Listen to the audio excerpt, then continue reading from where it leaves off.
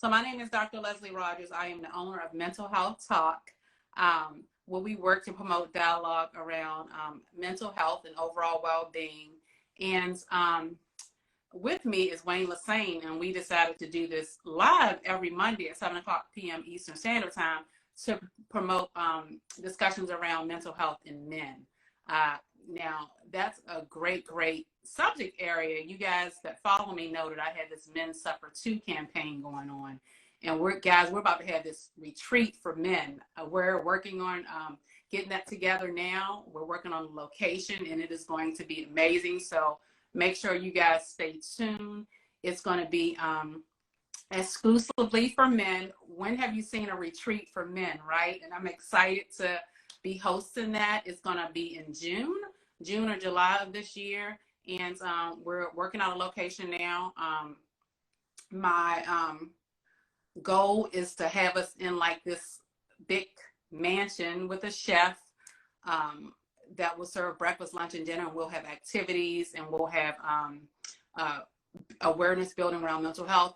And I've been asked to lower that age from adults to youngsters as well. So my team and I agreed to lower the age to 16. So men will be able to bring 16-year-olds, whether they're sons or someone that they're a role model to, etc. As long as they're with an adult figure, they can come, but the age limit will start at 16 and older. So we will be coming out with more information about that. Men Suffer Too retreat. This is going to be our first ever retreat, and I'm just so looking forward to it. Again, first ever retreat for men, so stay tuned. Yes. So again, everybody, I'm Wayne Lassane. I'm a coach around relationships, also working to become a therapist as well, licensed therapist. So yeah, I definitely, as being me being a man, obviously myself, I have a lot of friends who I see dealing with a lot of issues around mental health, and so I know that when I was going through things that I was going through, there was nobody out there for me to go to. I felt like I could talk to anybody, whatever. So I kind of had to do it on my own. So again, now that I put in the work, I definitely want to be out here and helping other men, have a space to have a conversation, to process feelings, emotions, and things like that they've dealt with, been dealing with for a long time, and just feel like they haven't had a safe space to have a conversation. So that's why I'm here. I'm here to create, a space for men to come to listen, talk to, or just have a conversation, back and forth, just to process emotions and feelings. So yeah. Absolutely. And guys, we don't want this to be like an interview type deal. We want this to be real talk, real conversation. So if at any time anything we talk about you all resonate with, jump on. Ask for a request to jump on screen with us and get in on a conversation with us. I want this to be as real as it can be. I don't want it to be like scripted, if you will. I just want us to have a discussion. I think, again, my goal is to get men to talking about mental health more and normalizing those experiences by having discussions. Can childhood experiences impact one's mental health and influence how we define commitment in relationships? And we thought that was a great topic to talk about, commitment. Commitment is that, you have that huge word. And of course, you have that dictionary definition, which I'll read really quickly. A state or quality of being dedicated to a cause, activity, or person. And I added person or people, right? A state or quality of being dedicated to a person or people, commitment, or an engagement or obligation that restricts freedom or action. But of course, we have our own definition of what commitment means based on our experiences. And these experiences often guide the way we think about commitment, how we behave in commitments. So I thought it would be a good idea to talk about that, because I think last week a girlfriend and I were talking about commitment and what that meant, and the gender roles and gender differences and things of that sort. And then going back to childhood and seeing how childhood influence how we define what commitment means and how we go into commitments as we become adults. Yes, I think that's a great conversation. For me, I like to I've learned to just kind of go back to my childhood, to kind of see where, where we were given these these ideas, and we were, these thoughts of how we, as young men growing to adult men, how we process information and how we process our feelings and emotions.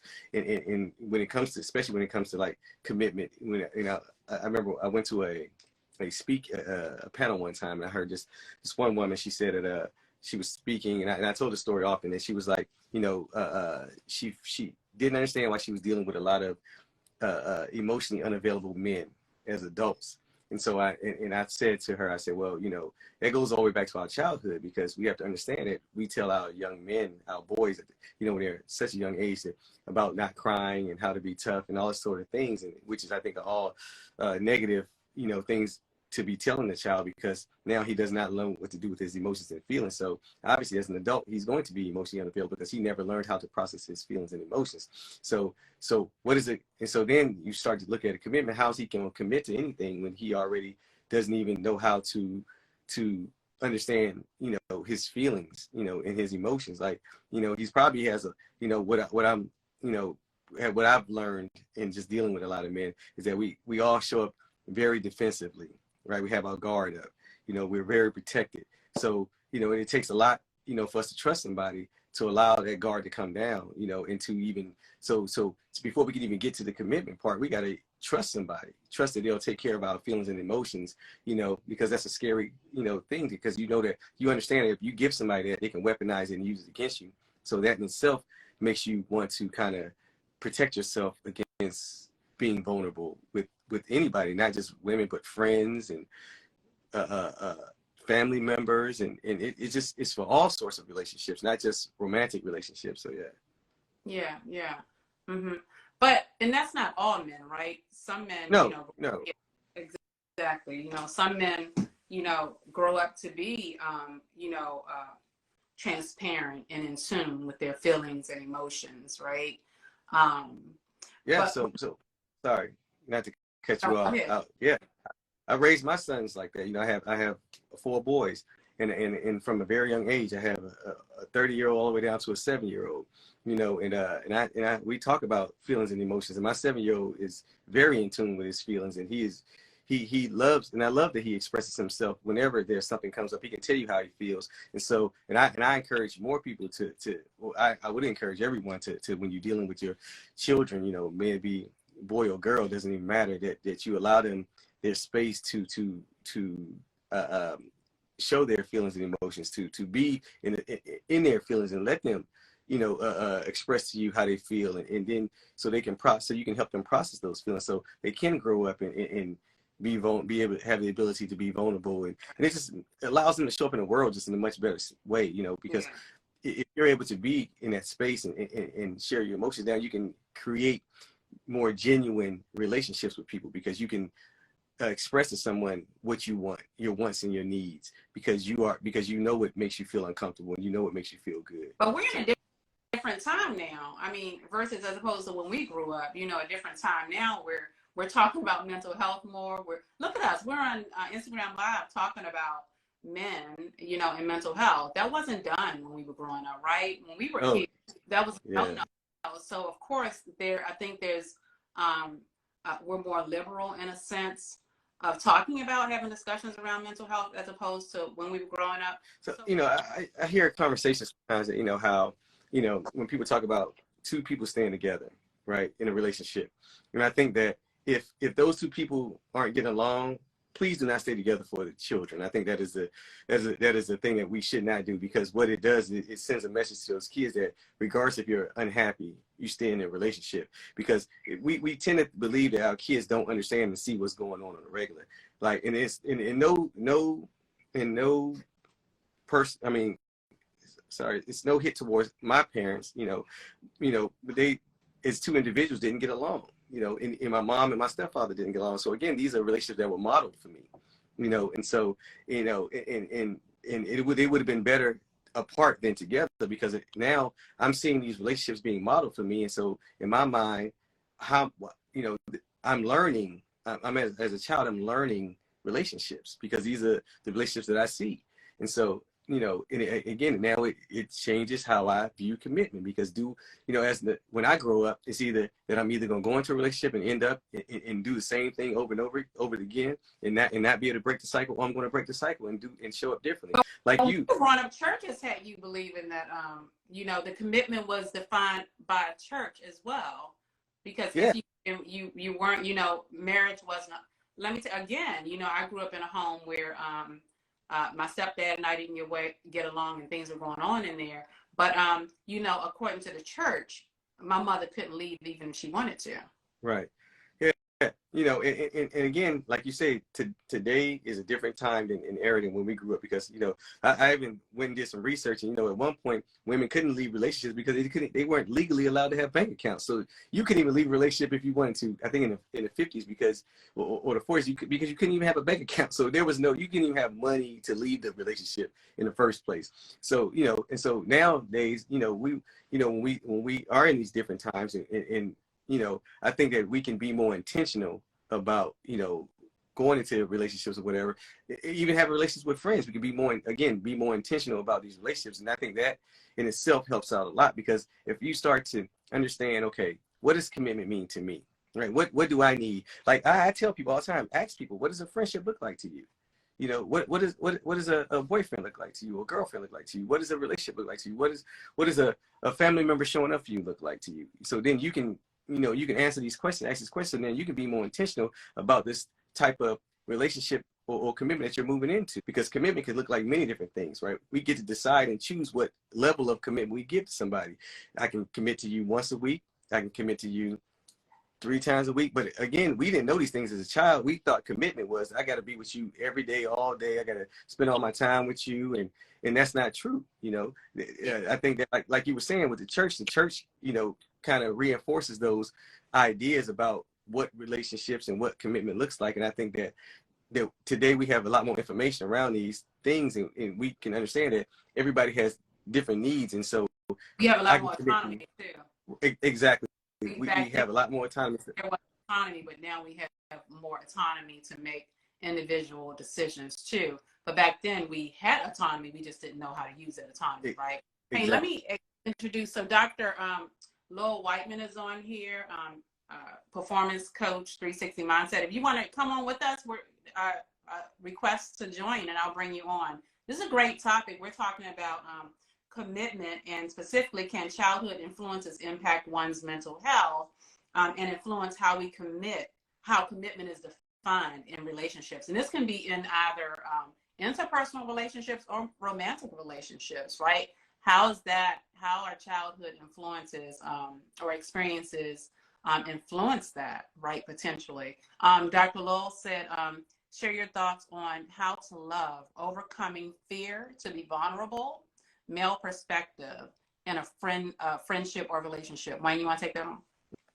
Yeah. Oh, how to overcome fear is a big one, right? Because, you know, we're driven by fear in this society, by all the different things that we take into our body, like maybe through the media, through all kind of content that we take into our body creates the reality that we live in, right? And we don't even recognize, by taking in these things, what they do to us. And even our friend circles or our community we have around us, you know. And so when we start, what I do is I do a body scan. I check and see how's my body reacting, and why is my body reacting in a certain way. But I know that everybody doesn't have this information, right? And I know that everybody doesn't even know how to do this. But for myself, this is what I do.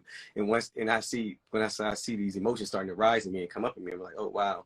So I have to ask myself, what is the fear in this? What is the worst thing that can happen? And why am I having fear around this thing that is I'm trying to do or afraid to do? And then when I start to weigh out the positives and negatives, you know, I realize that, again, the fear is just something that I've made up in my mind, you know, that I've catastrophized and made it more than what it really is, because it's probably really not even that bad anyways. And so it will, even at sometimes I will have a sounding board. I have somebody I would talk to be able to say, hey, what do you think about this? Oh man, this is coming up for me. And so but somebody who I feel as though I can trust, again, with my feelings and emotions, and being transparent and vulnerable when dealing with these type of high emotions that come up for us around fear, right? And so for me, again, it's just like I take a second, I take a breath, you know, and I before I just react and go in, and I try to just settle down, settle myself, and then approach the situation, whatever that is. Yeah.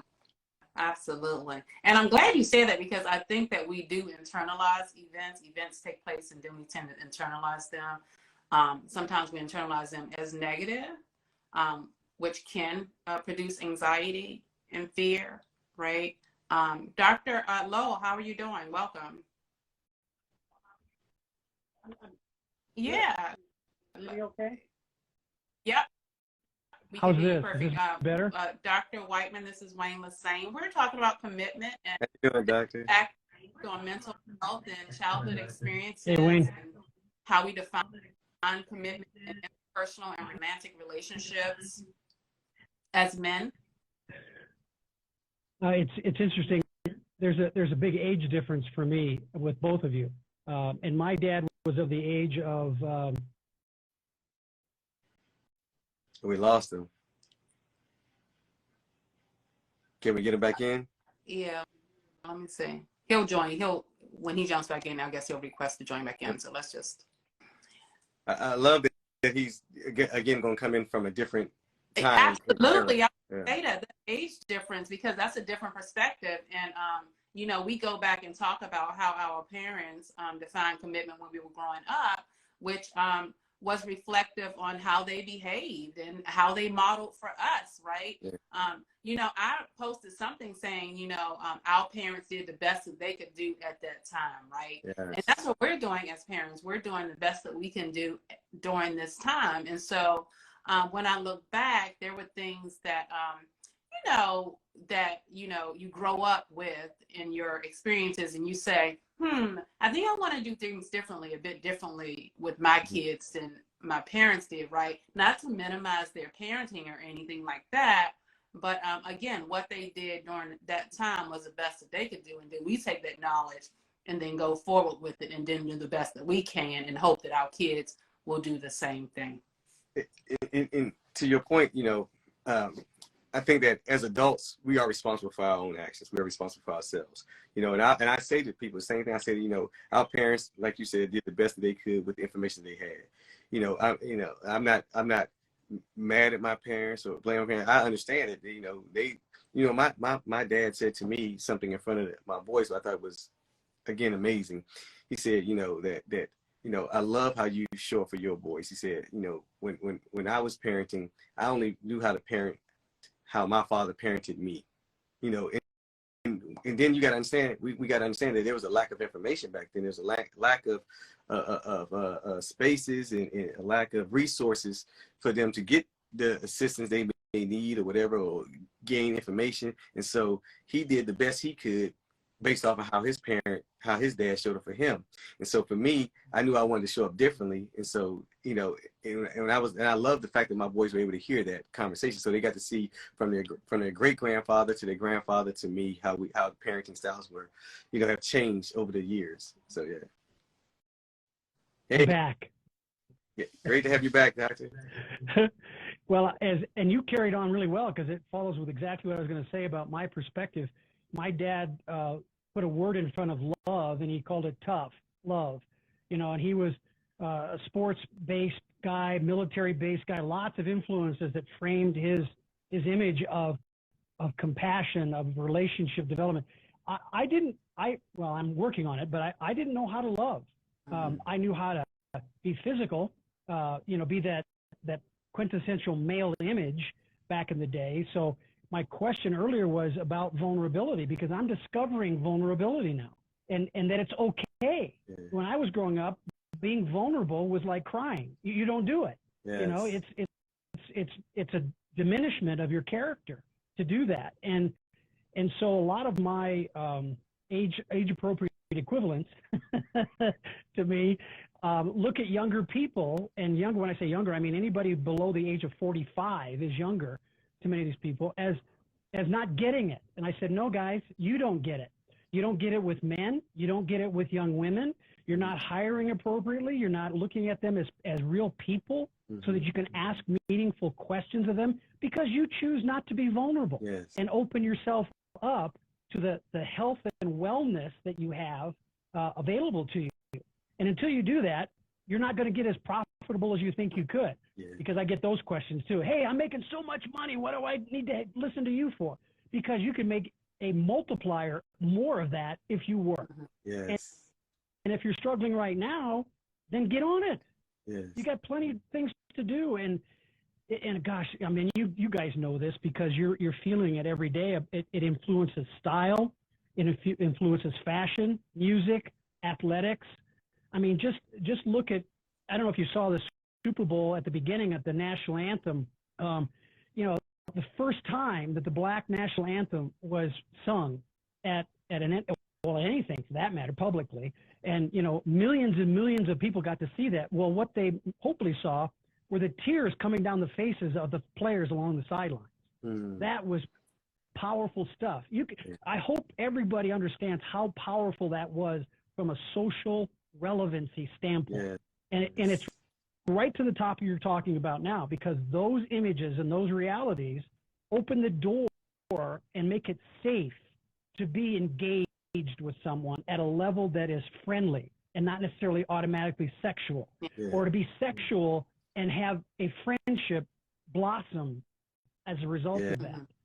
It just was really powerful to me because I work in the sports world all the time. So it was very meaningful. Yeah, so that comes with that trust. When you talk about commitment, that comes with the trust to become vulnerable, right? And and that's good. I'm glad that you brought that up, because when you see that on national TV, you see such vulnerability, it models, especially from a man, right, a male figure, it models to everyone, to all the viewers, and it models to the nation or whomever is watching that it's okay. Vulnerability is okay. And, you know, you're not always going to be ridiculed or ostracized for being vulnerable. And I always say, when one person stands up, you see one person shed a tear, then it becomes kind of contagious, right?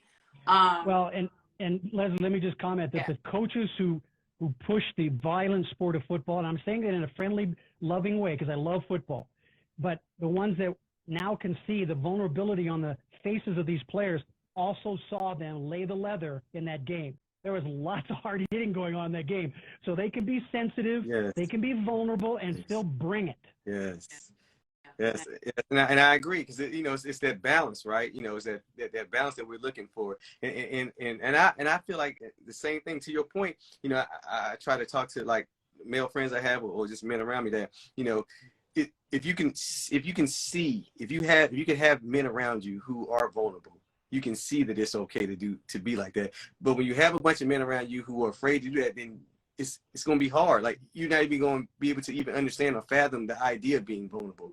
And so we have to be courageous enough to step outside of our inner circles and go seek, you know, different communities, seek different types of relationships and friendships to be able to grow and to be around people who can be vulnerable, you know, and I think that's a hard thing, because if I only know what I know, then why would I change? There's no reason for me to change because I don't know anything else.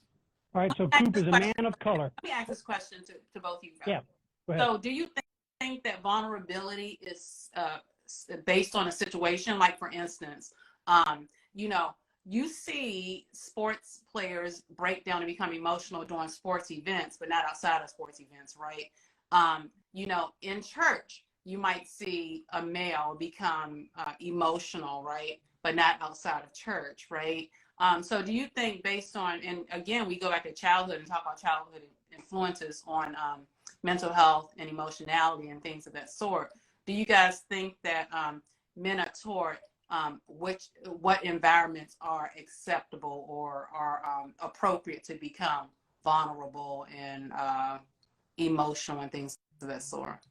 Well, let me add to that, because I want to hear Coop's response to this as a man of color, because I deal with men of color every day, every single day, and I've gotten their respect and trust as this white man, and the vulnerability that you're talking about, Leslie, is related to social programming. We're all socially programmed by the environments and the people we surround ourselves with from the time we take a breath until we lose our breath. And so as a man of color, when you got into relationships, did you fall victim to that social programming from your male peers about how to build relationships? And, you know, I mean, look we've got the catchphrases, the baby daddy phrase, and, you know, I can be my own man. I don't have to be with one woman, you know, and those are all myths. And I'm saying that as a white man, but from the perspective of the black men that tell me this, they're trying to break away from that social programming and be themselves and be vulnerable in that definition of themselves, so they don't continue to build these just archaic male perspectives as a man of color towards women. I want your take on that. Did you find yourself victim to that? Yeah, I think so. For me, I think I was able to first to Leslie's point. I think that those spaces like football or church, I think those are just, I think they're viewed as a safe space to be vulnerable, right? Because you build this camaraderie, you build this cohort, this relationship with your fellow brothers that you go into war with, battle with. And we're talking about sports now, and so there's this space that you feel safe in those moments. And I'm assuming that, you know, church is the same way in regards to that. Now, as far as relationships go, I think that for myself at a young age, I feel like I just viewed things differently. You know, and I've been able to recognize that when I get around a certain type of group of people, I can easily buy in and get sucked into this ideology of womanizing and disrespect, and, you know, and so a lot of times what I do is I find myself just being quiet and just observing, you know, and then when I will kind of when I take myself out of that environment, I don't feel those same feelings or emotions. I don't feel like I need to peacock. I don't feel like I need to compete, because it's more of a competition in those type of environments. Like oh, you know, I am this type of person. I am a man's man, or I'm a whatever you want to call it today, alpha male, high value man, whatever they want, whatever words they're using today, all of that, you know. And so in me myself, I know that isn't useful, right? That doesn't help me. That doesn't help me to get the things that I want to get. You know, I can present myself a certain way to these men, and they can view me a certain way, but truly that doesn't bring me happiness. So I have to recognize within myself sometimes when I'm hanging with a different type of crew or environment within that space, I have to say, okay, this isn't my space, and I'm just here to observe, and hopefully and then sometimes I'll catch a glimpse of somebody and I can see that they're kind of not in that space as well, and that's who I'll kind of gravitate to talk to, and then eventually me and him will have a conversation to bring him over to so he can give different information and think outside the box and not be caught up. But yes, I agree. It's so easy to get caught up in those type of environments and situations when you're dealing with a group of people who speak in a certain way and react in a certain way and respond in a certain way. So yeah, and I like that term that you used. What was that term that you used again? Which term? Dr. White. What was that term that you used? Social, what did you use? You said well, there's I used social awareness. No, as one. Talking about vulnerability in certain places you become vulnerable as opposed to social programming. Yeah, social programming. I like that term, and I do agree that it's based on safety, right? Where you feel safe, where that person feels safe to become vulnerable, right? Again, that goes back to the what safe spaces were created, right? Growing up, seeing your role models become vulnerable, and what were those spaces that they became vulnerable in, right? Yeah, a lot of times homes weren't safe spaces for young boys and men. You know, it was probably the first place that they learned that it's not safe to show emotions. You know, so yeah. Well, they did show emotions, but then even if there were safe spaces to show emotions, again, based on your role models growing up, what were those safe spaces? Again, you know what I mean? So not every and Leslie, in the athletic world, one of the safe spaces is the locker room. The varsity and alumni athletes will tell younger players, when you go on an away trip, stay in the locker room, or stay in your hotel room. Don't leave. That's a safe space for a lot of social reasons. You don't know, you could be in upstate New York, but your team is from Mississippi, and that locker room is a pretty safe place. So I did a show with two pastors, a man of color pastor and a white pastor, and we talked about the racist locker room and how the locker room is a safe space for many young men of color, but at the same time, until you got the trust of your teammates, it also wasn't safe. You had to kind of build that rapport and that camaraderie before you could start flipping everybody a bunch of grief or being sarcastic, talk about their blackness. I mean, I've had baseball players tell me, yeah, when we talk to the Hispanic players, we dish them garbage just like they dish it back to us. And it gets personal, but they've built the trust. Yes. So until you open up a little bit to welcome that, you don't get to the next level, especially in the world of men. I don't know if it's the same with women. Leslie, you could talk to that more than I would be able to. But it takes you back there's to commitment, though, Lowell. It takes you, and I'm glad you brought that up because it takes you back to that commitment, being committed to the game and being committed to each other, as opposed to outside of that, those relationships that you've created, those safe relationships. Then outside of that, those relationships might not be created. So there's no safe space for vulnerability. So Joe says, and what emotions were allowed to be shared?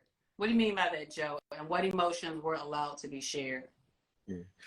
And also, just to piggyback earlier, is that another safe space, because kind of like the sports is the military, becomes a safe space because you build that brotherhood, that camaraderie, so I would assume that this is any kind of organization that it takes that you go into, you kind of like have to work together for a common goal, and y'all are kind of like together on a regular, you have to depend on one another. Then I feel like that probably becomes a space where you feel kind of safer. Not saying that all spaces do. Because I don't know about military. I don't think, it's to a certain extent that the military, because I think you go in with, emotions are like put behind the scenes until you get the job done, but you don't really show emotions as much.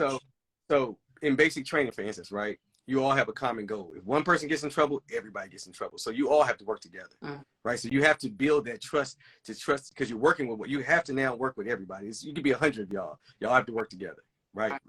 So I understand, that they want you to not show emotions or whatever when you go. Same thing with like we were talking about sports and football. Like you still got to go there and do your job, right? You go in there, but behind the scenes, while that job isn't being done, you're coming together. And and it is very emotional because you are helping one another to get past the finish line or whatever, task at hand. Like you got to run or walk 12 miles. Everybody got to make it. I see. So, yeah. Yeah. And I think Leslie, Joe is getting to your point. He says that there are certain ways to express things, and if you don't express it the right way, it's going to be not a safe thing to say. Right. So there are layers to the onion in the military. Like your bunk, your station, that's your place. That's your safe spot because the military treats everybody the same, and you've got to comply with that. But the minute you walk away from that bunk, maybe go on leave or you're going to the commissary, something like that, you got to be watchful of what you say, how you represent. So I tend to agree with Joe's remark about, all emotions aren't necessarily equally safe to express. Right. And he's giving me 300. I got 300. Yeah, absolutely. So then, Joe, to continue from that, then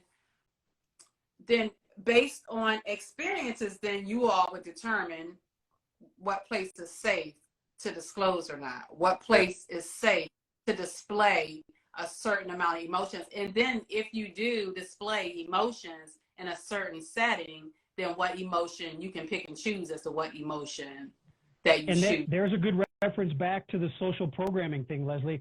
When you determine that, those are socially programmed. Yeah. And Coop, you're nodding your head because when you get with those groups that you like to hang with, right? There's certain ways you look and behave in certain parts of the bar or the club, and you wouldn't do that in any other place, but it's socially appropriate and it works good. Yeah. Yeah, that's a good Joel, brother. You're getting it here. Got code switching. Yeah. Love it. Yeah, and I also speak to conditioning. Like we're conditioned to show up in certain spaces a certain way. You learn by you there. Your experience teaches you. Okay, cool. Now I understand how to show up in this space right here. Yeah. Yeah. Absolutely. Code switching. Yep, I like that. So So, okay, so then going back to our topic, commitment, then how does that influence commitment and how men show up in committed relationships?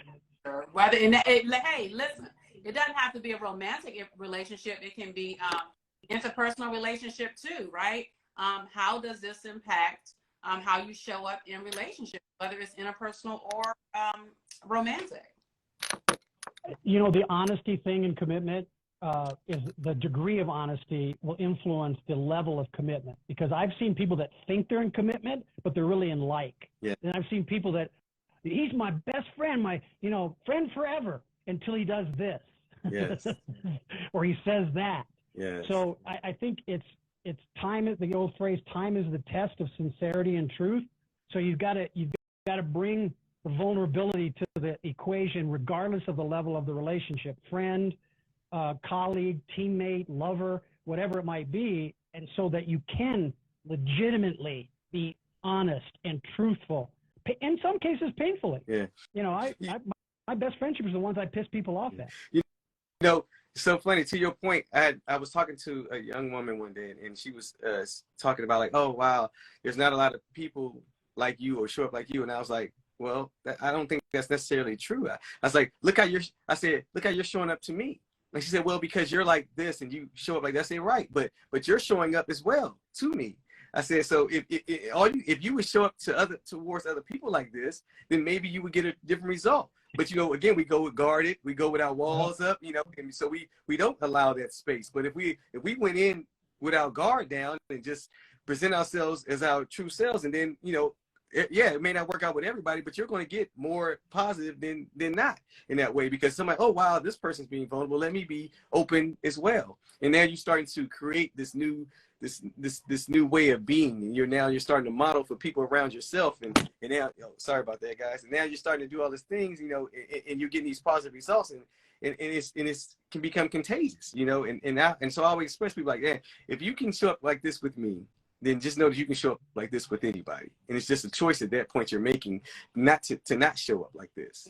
But I think sometimes it becomes a bit challenging to show up as your true self too, because you work so hard to get. Oh, and let me tell you, but look, that's another discussion within itself, right? Because I've had people, Dr. Rogers, I walk around with a mask on every day. yes. Right? I don't even know who I am, right? Yeah. So, when you talk about showing up as your true self, a lot of people are like, well, who am I? Yeah. And I think that's emotional within itself, because when you start to understand who you are, then it's like you're starting to learn yourself all over again. And then, you have to, I guess, start to develop this commitment to yourself first, to others. Yeah. That's important right there. Yeah. I'm going to commit to both of you my love and appreciation as a way to say I'm grateful, but I've got to go. Oh, and thank you so much. You're the best. Excellent. You are the best, girl. Thank you so much. She dropped me in. I showed up literally and figuratively. I'm here awesome. for you. Thank you. But I got to go. Have a great day today. Talk to you soon. Yes, thank you. But yeah, so being, I know, right? But that's a different conversation within itself. And so that's what I mean, guys. If you guys ever want to jump in on conversations, just actually join. We're here every Monday at 7:00. Tonight we're talking about commitment and how mental health can potentially influence how men enter into committed relationships, either romantically or interpersonally. It doesn't have to be romantically, right? And how does childhood influence that, the commitment, and how we define commitment? And we were just talking about, before we wrap up, we were just talking about, showing up as who you really are. But, the challenging part of it sometimes is we as people, not only men, sometimes we work depending on background, trauma background, aversive background, or whatever type of background, sometimes we work so hard to hide our true selves that we don't know how to show up as who we are, or sometimes we can't even explain who we are. I used to ask people in therapy, and it was very an emotional reaction, like if you were to peel back an onion and get to the core, what's at that core. And that's hard because a lot of people have worked so far to get away from that core, you can't really describe who you are when you get to that core, who that person is. Some people don't even want to know, you know. Yeah, it's get that out the way. scary. Like I said, that's a whole totally different situation. Yes, because that could be scary in itself, right? You know, and so even for myself, like I try to figure out what I like and what I don't like in a moment. It's something what comes up for me, whatever feelings. So then I can be like, oh, okay, cool, I didn't like that. So now I know I don't like this thing. You know, so start to learn what you like and what you don't like, you know, because maybe you've never done it before. You just kind of go along with whatever. And, you know, so how, again, to your point, like it's hard to commit when I don't even know the things that I like and don't like, right? Because I may commit to somebody just because of what their physical attributes may be, right? Or their financial attributes may be. And it may not even be for anything more than just that, right? And so because I think that, oh yeah, I'm supposed to like somebody because they look like this, or I'm supposed to like somebody because they have this much money, and kind of find out that that's not even the things that are important to me. So again, just find out what we like and what we don't like, what we want from people, you know, how we would like them to show up for us, you know. And I think that you know, again, takes us learning ourselves and again unlearning the things that we've learned, because like you say, this is a different day and age, different time. You know, we have the ability to reach out to people nowadays because there's so much more access to mental health today. You know, we have access to the internet and so forth. And so, you know, again, we can start to try to unlearn some things and learn and pick up new tools that are more helpful to us and beneficial to us in trying, especially as men. Like we have to be open to and be okay with not knowing, you know, and having to learn and we have to be open to being able to be vulnerable, you know, and know that no harm is going to come to us by us being vulnerable. Like nothing's bad is going to happen because we're choosing to be vulnerable. And actually, I've said this before, I think that it takes a lot of courage to be vulnerable. Right. I think that it's easier to put up a facade and act like you're something that you're not. But it's real hard to actually come to terms and come face to face with dealing with, you know, some emotions and trying to process feelings. So yeah, absolutely.